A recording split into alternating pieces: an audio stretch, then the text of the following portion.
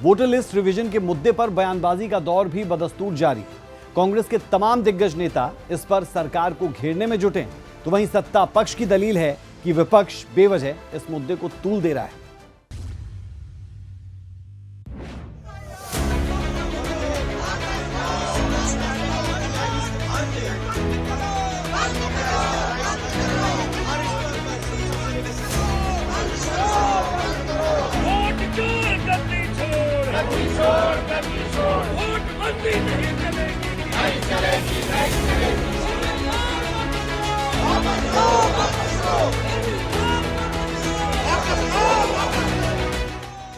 इस समय देश का बड़ा राजनीतिक मुद्दा SIR बन चुका है।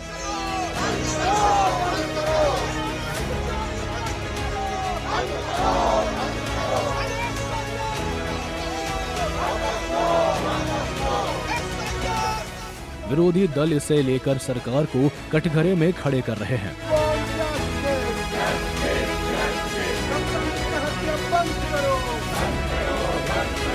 और आरोप लगा रहे हैं कि गरीबों से वोट का अधिकार छीना जा रहा है। किसी को डिनाई न करते हुए हम लोग उन सभी को पावर देना चाहिए। एक झाड़ू मारने वाला भी हो या इस देश में टाटा, बिरला या अदानी, अंबानी जैसे लोग भी हो, सबको बराबरी का वोटिंग होना चाहिए। लेकिन ये लोग डर के मारे आज ये रिवाइज करने की जो कोशिश कर रहे हैं, ये बहुत बुरी बात है। इससे देश का भी नुकसान होता है और लोकतंत्र का नुकसान होता है। और संविधान के तहत ये लोग नहीं चल रहे, वो अपने हुकूमत को बचाने के लिए बहुत से चीजें कर रहे हैं, लेकिन ये ठीक नहीं है। आज उन्होंने एक सर्कुलर निकाला, सिर्फ ये बिहार के लिए नहीं है, सारे देश में वो रिवीजन करेंगे। ये सदन सुचारू रूप से चले, क्योंकि ये सदन डिबेट, डिस्कशन, डिसीजन के लिए है, कानून बनाने के लिए है। और जब सभी मुद्दों पर सरकार चर्चा करने के लिए तैयार है, स्पीकर साहब तैयार हैं, तो ये जानबूझ करके केवल जो SIR का मुद्दा नहीं है, SIR में कोई भी भारत का नागरिक होगा, 18 साल का होगा, वोटर रहेगा, मैं जिम्मेदारी देता हूँ। लेकिन अगर ये लड़ाई लड़ रहे हैं बांग्लादेशी के लिए, रोहिंग्या के लिए, नेपाली के लिए, तो जो विदेशी हैं अगर वो इलीगल वोटर बने हैं तो उसकी लड़ाई ये क्यों लड़ रहा विपक्ष? वो वोटर नहीं रहेंगे। इस देश की सरकार चुनने का अधिकार केवल देश के नागरिकों को। SIR के मुद्दे पर विपक्ष की एकजुटता देखने को मिल रही है। सपा सांसद डिंपल यादव ने चुनाव आयोग और सरकार दोनों को घेरा, तो जवाब सत्ता पक्ष की ओर से भी आया। विपक्ष इस मुद्दे में एक साथ खड़ा है, क्योंकि कहीं ना कहीं हम देखने को मिल रहा है कि किस तरह इलेक्शन कमीशन मनमानी कर रहा है, क्योंकि सरकार के कहने पे चल रहा है।